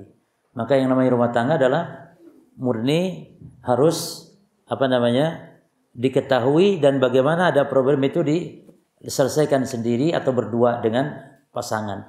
Hanya saja ketika sudah tidak memungkinkan, maka boleh untuk memanggil masing-masing dari walinya. Itu ada tahapan-tahapannya. Ketika ada nusyuz atau ada hal, nusyuz itu kedurhakaan istri ya kepada suami yang tidak bisa diselesaikan. Adapun hukum asalnya maka tidak boleh ada masuk orang ketiga, walaupun itu dalam tanda kutip orang tua sendiri dalam hal ini. Makanya istri juga jangan banyak ngadu kepada orang tuanya, suami juga jangan banyak memperbincangkan keadaan istrinya kepada orang tuanya sendiri, supaya mereka tidak ikut campur dalam urusan. Jadi itu diantara strategi mungkin. Jadi kita harus banyak merahasiakan problem-problem dalam rumah tangga. Minta mengadu kepada Allah, cari solusi bersama. Insya Allah orang tua tidak memanipulasi atau suka ikut campur dalam masalah urusan rumah tangga anaknya. Nah. Masya Allah. Baik. Assalamualaikum warahmatullahi wabarakatuh. Semoga Allah merahmati Ustaz, keluarga dan juga tim. Amin. Afwan Ustaz izin bertanya, bagaimana sikap kita apabila sudah berta'aruf, sudah nazar dan juga sama-sama cocok, lalu mau lanjut ke jenjang yang lebih serius. Namun qadarullah, calon pria dengan jujurnya mengatakan keinginannya akan berpoligami ke depan. Nah, bagaimana sikap kita sebagai wanita yang belum siap akan hal itu? Apakah memilih mundur ataupun bagaimana? Walaupun sudah cocok. Dan jika melanjutkan, apa boleh minta nasihat Ustaz agar kuat mengalami kehidupan rumah tangga ke depannya? Ini untuk kedua pihaknya. Yang pertama, antum sebagai laki-laki tidak usah berbicara dulu mulai dari sekarang, jangan, nanti saja. Kalau rencana pendam saya dalam hati. Kalau rencana jangan diungkapkan ya sekarang. Karena bisa jadi istri antum itu nanti orang solehah. Bahkan nanti akan dicarikan, akan disuruh bahkan bisa jadi. Jadi jangan bilang-bilang sekarang, itu yang pertama. Dan tidak, di masyarakat Indonesia seperti itu sangat sulit menerimanya gitu loh. Berbeda yang memang poligami sudah biasa seperti di kalangan saudara kita di Timur Tengah ya, di Arab Saudi dan semisalnya, itu sudah terbiasa mereka. Jadi halal itu tidak, bahkan mungkin di sebagian masyarakat kita menganggap aib poligami itu di masyarakat. Maka ini bagi laki-laki jangan diungkapkan dulu. Terus yang kedua, seandainya diungkapkan, bagaimana sikap wanita? Maka wanita boleh memberikan syarat. Boleh, Mas, saya mau lanjut tapi syaratnya jenengan tidak poligami misalnya. Boleh mensyaratkan itu, ya. Dan nanti suami baru yang mikir lagi. Antuna kan mikir itu tadi, Ustaz, saya bagaimana mikirnya? Ya sudah, coba syaratkan seperti itu, nyambung dah. Nanti suaminya karena mungkin mau dia untuk merajut rumah tangga, bisa saja dia, oh siap, tidak poligami. Dan ini kan perjanjian. Nah, perjanjian nanti suatu saat kan bisa berubah. Misalnya, Dek, perjanjian nikah dulu, Mas kan gak boleh poligami. Itu barangkali dicabut apa belum? Oh, sekarang sudah dicabut, Mas. Boleh, Mas, sekarang. Kan bisa saja begitu nanti. Maka ini adalah sebenarnya masalah strategi saja cuma. Jadi jangan sampai dipermasalahkan sekarang gara-gara masalah ini. Jadi yang laki jangan sampai ngomong duluan. Terus yang kedua, kalaupun ngomong duluan, yang perempuan coba bagaimana mensikapinya. Bisa tidak disyaratkan itu? Gitu. Seandainya nolak misalnya, nggak mau, kayaknya nggak mungkin juga ya. Pasti dia akan mencari solusi. Ya. Cuman boleh nggak dalam agama syarat itu? Boleh. Wanita mensyaratkan tidak boleh poligami, boleh. Karena syarat tinggal nanti al-muslimuna ala syurutihim. Orang Islam itu saling menunaikan perjanjian yang telah disepakatinya. Itu aja. Karena ini bukan berarti si wanita melanggar syariat poligami atau mengingkari syarat poligami, tidak. Wanita itu boleh melarang suaminya kawin lagi, itu boleh. Tapi jangan membenci syariat poligami. Jadi kebenciannya kepada suami ketika mau nikah lagi, itu kebencian yang sifatnya tabi'i, kecemburuan saja. Boleh, tapi jangan membenci apanya? Syariatnya. Kalau membenci syariatnya, walaupun mengizinkan kawin, tapi membenci syariatnya, tetap itu kekufuran. Waliyadzubillah. Jadi bukan masalah mengizinkan, tapi wanita harus pasrah terhadap syariat poligami. Tidak boleh membenci, menolaknya. Karena itu syariat Allah. Terus yang kedua, boleh-boleh saja wanita benci kepada suaminya kalau kawin lagi. Karena kecemburuan. Karena itu tabiatnya. Dan sifat wanita cemburu memang demikian. Jadi para laki-laki tolong perhatikan nih. Ada 3 sifat utama wanita. Yang pertama, bengkok. Bengkok itu artinya selalu dia membangkang. Jadi nggak bisa lurus. Sekarang diingetin ya, besok tuh ngulang lagi karena bengkok dia. Itu sifat yang pertama. Yang kedua, wanita tuh sifatnya matre. Yani seneng gitu dikasih ya mata duitan nih secara umum. Ya makanya hatta istri Nabi kan pernah minta jatah tambahan belanja. Istri Nabi itu, apalagi istri antum. Istri Nabi aja begitu.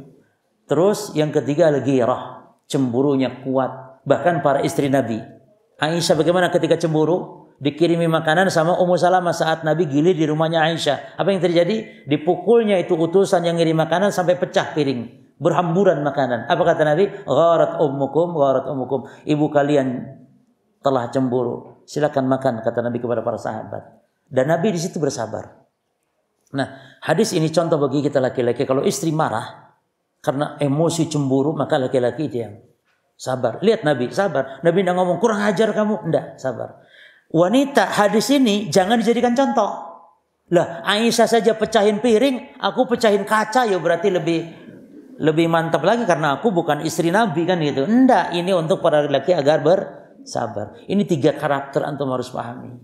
Ya, tambah satu lagi yang keempat adalah rifqan bil qawarir. Istri itu seperti botol kaca, mudah pecah, gampang mengedepankan perasaannya, nangis. Itulah wanita. Ya. Wanita kalau nangis suka nutup apa jemaah? Nutup mulutnya. Karena wanita itu diciptakan dari tulang rusuk yang paling atas, yakni yang paling bengkok bagian atasnya apa? Mulutnya. Ya. Maka wanita kalau nangis tutup mulutnya. Laki-laki nek nangis tutup apa? Tutup mata gini kalau laki. Kenapa? Karena dosanya di sini paling banyak. Dosa laki-laki itu di sini, di matanya, jelalatan. Maka kalau nangis laki-laki begini. Ya, antum perhatikan atau antum merasakan sendiri. Antum kalau sedih nangis apa tutup? Ya. Jelas ya? Baik. Cukup? Nah, kebetulan ada 4 pertanyaan. Saya akhwat izin bertanya Ustaz, jika menikah wali dari keluarga sudah tidak ada lagi, seperti ayah sudah meninggal, sudah tidak punya saudara laki-laki lagi, bagaimana waktu wali nikah saya? Jazakumullah. Baik. Wali itu kerabat yang akrab fal akrab, yang terdekat. Kalau ada paman 2, satu paman dari pihak ibu, satu paman dari pihak bapak. Yang dekat pihak bapak. Bukan dekat kita akrab, bukan. Kedekatan dalam hal nasab maksudnya. Jelas ya? Bukan keakraban, dekat bukan. Jadi mana nggak ada sama sekali. Kalau nggak ada berarti nanti walinya wali hakim, yakni dari pihak penguasa, dari pihak ulil amri atau dari kita Kemenag atau KUA dan semisalnya. Jelas ya? Karena al hakim waliyun liman la waliyalahu. Bahwa yang namanya hakim adalah wali bagi yang tidak memiliki wali. Ya. Termasuk ada khilaf ulama tentang anak zina. Anak zina itu bapak biologisnya adalah dia. Sebagian ulama berpendapat dia bukan sebagai nasab kepada bapaknya, bukan. Yani anak ini bukan tidak dinasabkan kepada bapak biologisnya. Sehingga ketika nikah nanti anak zina ini dia tidak boleh diwali oleh bapak biologisnya, bukan, tapi oleh wali hakim. Pendapat yang benar, anak zina adalah dinasabkan dia kepada bapaknya. Makanya Syekh Utsaimin rahimahullah taala cenderung dengan pendapat ini. Cuman memang pendapat ini akan memberikan orang nanti bermudah-mudah gitu untuk berzina. Ya kan? Tapi kalau seandainya anak zina dinasabkan bukan kepada bapaknya tapi kepada wali hakim, nanti dia tuh akan berpikir untuk berzina, malu karena nanti dia tidak punya bapak yang dinasabkan. Tapi Allah alam pendapat yang kuatnya, dan ini juga dengan kajian-kajian yang panjang, kesimpulannya bahwa anak zina nasabnya termasuk nafkah semuanya ya sudah semuanya kepada bapak biologisnya, gitu loh. Walaupun pernikahan mereka tentu atau anak lahir ini bukan karena hasil pernikahan yang sah. Ini pendapat yang kuatnya. Jadi jangan khawatir kalau ada anak zina, tidak usah cari wali-wali hakim, sudah bapak biologisnya aja. Bapak yang dulu pernah berzina sama ibunya ini ya sudah. Baik, wallahu a'lam. Ini hal yang penting juga. Itu di antara pendapat Imam Ibnu Qayyim rahimahullahu taala. Nah. Pertanyaan berikutnya, dan KUA ya, KUA di Indonesia yang bermadzhab Syafi'i, KUA di kita kan rata-rata kiai-kiai yang bermadzhab Syafi'i rata-rata. Beliau berpendapat juga bapak biologis enggak apa-apa. Gitu. Ya di KUA itu. Nah. Lanjut di pertanyaan berikutnya, Zat. Nah. Apakah usia wanita yang lebih tua boleh memilih atau menerima laki-laki yang lebih muda untuk pertimbangan fisik, kedewasaan dan lain-lain? Pertanyaannya boleh. Boleh ya? Enggak, maksudnya pertanyaan boleh atau tidak? Boleh. Alasan enggak boleh apa? Ini yang ini saya tanyakan justru. Mungkin keumumannya terjadi, bahwasanya biasanya wanita lebih muda daripada laki-laki. Lalu Rasulullah gimana? Tapi Rasul pun sebenarnya ada khilaf ulama ya, tapi yang masyhur Khadijah saat itu usianya 40 tahun. Ya. Saat itu usianya Khadijah 40 tahun. Tapi ada lagi yang berpendapat ternyata ada usia Khadijah saat itu 25 tahun katanya. Ala kulli hal ini tidak ada larangan. Sementara hukum asal dunia adalah kalau melarang wajib pada adanya dalil kepada larangan, maka hukum asal boleh. Bahkan kalau ada kemaslahatan ya boleh. Mungkin takut disebut berondong gitu ya sama ya. Lah. Ini pertimbangan dari sisi masyarakat yang nilai ya. Iya. Iya enggak masalah kalau masalah masyarakat, tinggal kitanya tahan mentalnya. Kalau masalah bolehnya secara agama itu yang penting. Boleh tidak secara agama, adapun masalah masyarakat, maka insyaallah enggak masalah. Nanti akan terbiasa juga. Iya, nah. Baik. Insya Allah sudah ada calon. Bagaimana cara meyakinkan orang tua bahwa sudah siap dan ingin menikah? Dan apakah boleh ditunda terlebih dahulu, mungkin sekitar 1 tahun atau lebih, karena syarat menikah menyelesaikan studi S1 dan masih ingin menabung sampai target budget diinginkan bisa tercapai. Ya, ini perlu ya para jamaah. Ada sebagian kita karena saking semangatnya, apalagi mendengar targib menikah atau dorongan-dorongan menikah seperti ini, sehingga dia nekat aja langsung. Karena menikah afdol segera. Padahal persiapan itu juga perlu. Tentang kita bagaimana memberi nafkah istri kita nanti. Karena nanti kalau sudah menikah tidak cukup hanya modal dengan cinta saja, tidak. Tapi bagaimana kita membiayai kehidupan, ya, termasuk dalam hal masalah nafkah. Maka nanti boleh hal seperti itu untuk mempersiapkan ditunda, ya. Tentu kenapa khitbah duluan, ya, supaya mengikat gitu dengan khitbah tersebut. Asal calonnya mau, orang tua calon tentu juga setuju, insya Allah tidak masalah, karena ada kemaslahatan di situ. Tapi mengulur waktu yang tidak jelas, maka tidak boleh, harus segera gitu. Kemampuan sudah ada, maka itu tidak ada alasan untuk menunda-nunda. Nah, karena ada hal yang afdol disegerakan, yaitu menikah dan menyegarkan jenazah, termasuk juga menikah. Namun itu tadi tetap harus memandang kepada kemampuan. Kan ada yang memang yang penting cepat, segera, kilat, walaupun tanpa kemampuan. Akhirnya apa? Bisa jadi 3 hari cerai. Na'udzubillah nanti. Jangan sampai seperti itu. Nah, pertanyaan terakhir, Afwan, tadi kan dikatakan bahwa nikahlah dengan yang banyak anak. Sebagai hamba Allah dan tidak tahu takdirnya mandul atau tidak, apakah wanita tersebut tidak pantas dan tidak berhak dinikahi? Lalu bagaimana kalau ketahuinya setelah menikah, apa wajib untuk diceraikan, sedangkan istri tidak ingin poligami? Masya Allah. Jadi begini cuma, bukan berarti kita cari wanita yang subur tuh dites dulu, subur enggaknya, bukan begitu. Pertama dengan melihat bagaimana keturunannya. Artinya kalau keturunannya orang yang memang jarang-jarang, dia di keluarga cuma anaknya 1 saja misalnya. Itu kalau ada yang lain kita cari yang lain. Tapi kalau tidak maka bismillah. Gitu loh jemaah. Bukan berarti tidak boleh menaiki, atau mungkin misalnya janda yang tidak punya anak misalnya, itu silahkan, bukan berarti haram, tidak boleh, bukan. Itu Nabi bukan berarti nggak boleh ya. Tapi Nabi mengarahkan yang lebih baik maksudnya. Bukan nggak boleh. Tapi coba cari dululah yang lain. Kata Nabi, la, tidak. Itu bukan larangan, tidak. Boleh. Aisyah buktinya mandul. Aisyah radhiyallahu anha mandul. Nabi punya anak dari istri yang lain. Berarti bukan Nabi yang mandul. Dalam ini Aisyah, tapi tidak mengurangi kemuliaan. Jadi boleh. Gitu ya. Jadi tidak harus seperti itu penilaiannya. Tapi kita berusaha. Kalau ada seorang perempuan, saudarinya ada 17 orang. Ini bagus nih, bibit unggul nih. Itu. Atau mungkin ada tanda-tanda dari orang tua, perempuan yang banyak anak, pinggulnya besar misalnya, jempolnya besar. Itu bisa ditanyakan. Kita utus seorang perempuan, tolong ya, lihat calon saya, itu pinggulnya kayak apa, besar enggak? Apa pinggulnya besar? Katanya kalau pinggul besar itu anaknya subur. Boleh. Atau lihat jempolnya. Tapi kan jempol boleh kita lihat. Kalau jempol saat nador aja lihat. Mohon maaf, lihat jempolnya deh misalnya. Itu boleh. Ya. Jadi bukan berarti haram dinikahi, enggak sama sekali. Ya, baik. Ketika sudah menikah, tidak perlu diceraikan juga ketika memang secara ini mandul?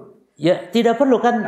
Ya, sebentar, ini laki-laki suka begitu. Jadi kalau mandul terus cerai, enggak, kalau mau nikah lagi.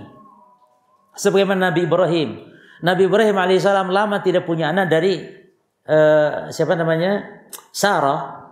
Lalu ketika Sarah dikasih hadiah budak perempuan namanya Hajar, lalu oleh Sarah dikasih hadiah kepada Ibrahim, lalu oleh Nabi Ibrahim dijimai dan ternyata lahir anak, nanti setelah itu Sarah pun punya anak.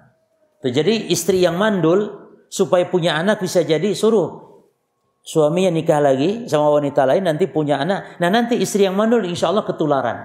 Sebagaimana Sarah itu juga bisa dijadikan sebagai teori. Kalau mau, tapi kalau tidak ya bertahan. Mudah-mudahan juga suami harus sabar, karena rumah tangga yang memang anak adalah merupakan sarana kebahagiaan dalam rumah tangga memang. Cuman suami tidak serta-merta harus cerai, tidak boleh, itu sebuah kedoliman ya. Kedoliman kalau sampai gara-gara karena Nabi tidak melakukannya.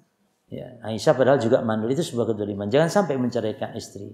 Kalau bisa maka pahit-pahitnya nikah lagi kalau ingin punya anak. Tapi ternyata mandulnya di dia ternyata misalnya juga. Sama-sama. Ala kulli hal jemaah, istri harus bersabar, suami juga harus bersabar ketika ada kekurangan masing-masing pada pasangannya, termasuk masalah kemandulan ini. Wallahu a'lam. Nah, ini ya. Baik, Ustaz izin kami mengundang Ustaz Andi Fahmi untuk bisa join masuk ke dalam ruangan. Izin Ustaz. Ahlan wa sahlan Ustaz Andi Fahmi selaku komentari nanti di sesi kedua.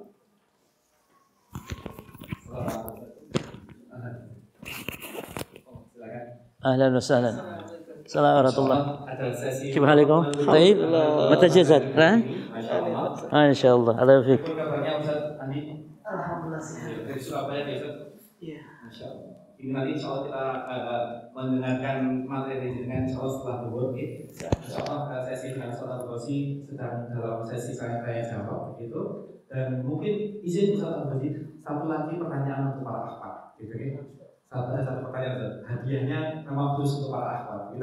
Pertanyaan satu lagi Ustaz mau Ustaz. Sebelum sesi pertama kita itu silakan Ustaz. Baik. Sebutkan 4 atau kebanyakan 4 atau 5 aja deh. Keutamaan atau 4 aja dah. 4 keutamaan menikah. 4 keutamaan menikah. Silakan ya. Menjawabnya bisa. Dan tidak harus menyebutkan dalil apa-apa. Nah, 4 poin tentang keutamaan menikah. Silakan. Yang pertama mendapatkan ketenangan, yang kedua menyempurnakan agama, yang ketiga menunaikan perintah Allah. Yang keempat, Nabi bangga dengan memperbanyak keturunan. Nah, barakallahu fiik insyaallah. Oke, 2 pertanyaan sudah terjawab dengan benar dan sudah dinilai langsung oleh Ustaz Al-Ghazi. Hadiah nanti langsung bisa ke panitia di belakang ya. Insyaallah seperti itu.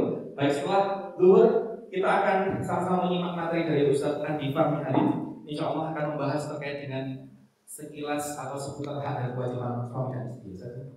Ini tadi dari Ustaz Al-Ghazi sudah ada cukup banyak pertanyaan. Kemungkinan ini di sesi kedua banyak pertanyaan. Jangan khawatir saja. Insyaallah banyak pertanyaan ya. Insyaallah seperti itu. Setelah ini kita beri sejenak rekan-rekan sekalian. Kita istirahat untuk kemudian sholat dan juga makan. Untuk peserta Evan, kita sama-sama akan sholat zuhur di musola dari Ilmi Learning Center. Kemudian nanti juga untuk para peserta akhwat, kami persilakan untuk mengikuti panitia akhwat yang sudah ready dan dari belakang untuk nanti kita sediakan tempat khusus untuk sholat zuhur. Oke, insyaallah seperti itu. Kami tunggu kembali di sesi kedua. Insyaallah nanti kita akan sama-sama menyimak materi bersama dengan Ustaz Andi Fahmi Harim Hafizullah Ta'ala. Insyaallah pukul 12.15. Oke, 12:04 waktu Indonesia Barat kita berkumpul kembali di aula yang sama. Oke, insyaallah seperti itu. Kami ucapkan jazakumullah khairan, barakallahu fikum. Tertutup dengan doa kafaratul majlis. Subhanallahumma wa bihamdika, asyhadu an la ilaha illa anta, astaghfiruka wa atubu ilaik. Assalamualaikum warahmatullahi wabarakatuh. Ya, oke. Dipersilakan.